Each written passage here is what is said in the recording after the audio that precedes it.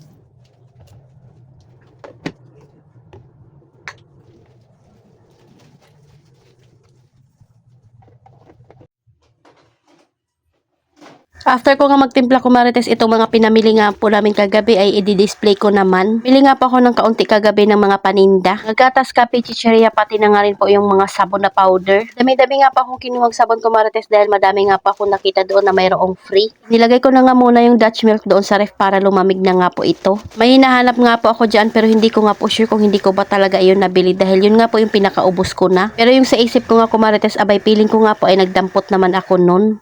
Ayan at habang nagdi-display nga po ako ay mayroong bumibili. Mukha lang siya madilim dyan sa harap ko marites pero maliwanag nga po iyan. Lalo na pag sa harap ka nga ng tindahan nakatayo.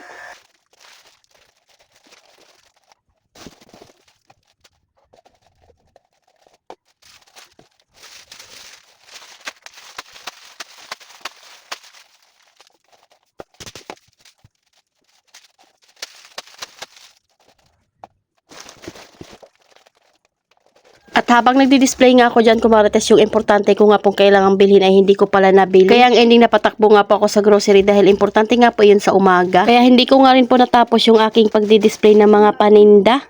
Ito na nga kumarites, abay kinakabahan na ako habang nagtetest nga po ako ng PT. PM pa nga po ito at bago ko nga po ito tinest ay talaga namang nanginginig yung kamay ko dyan. Dahil sabi ko nga kumarites hanggang dalawa lang talaga yung gusto kong anak dahil sa mahal ng bilihin ngayon. Tulog pa si Jowa nito kumarites at ayaw ko nga ipaalam sa kanya. Kaya nga alam na bumili ako ng PT. Tsaka ko na lang sasabihin pag mayroon na nga po itong result. So ayan at may lumalabas na nga pong guhit dyan at tinititigan ko talaga at baka magdalawa nga ito. Buti na lang talaga at kahit anong dagdag ko nga dyan kumarites abay hindi na nga po nadadagdagan yung guhit. Talaga naman palang tumaba lang ako ng sobra ngayon at kailangan ko na nga daw mag-diet sabi nung nag-comment. Ito na nga po yung result kumarites ng aking PT at negative nga po ito. Sa wakas ay hindi na nga po ako kinakabahan dahil ilang linggo na nga po akong kinakabahan. Lalo na pag nagkikrave nga po ako ng mga pagkain. Sadyang katakawan lang pala itong aking tiyan kumarites. So yan lang muna kumarites. Salamat sa panonood. Follow for more. God bless us. At sana i-share nyo na nga rin po itong aking video.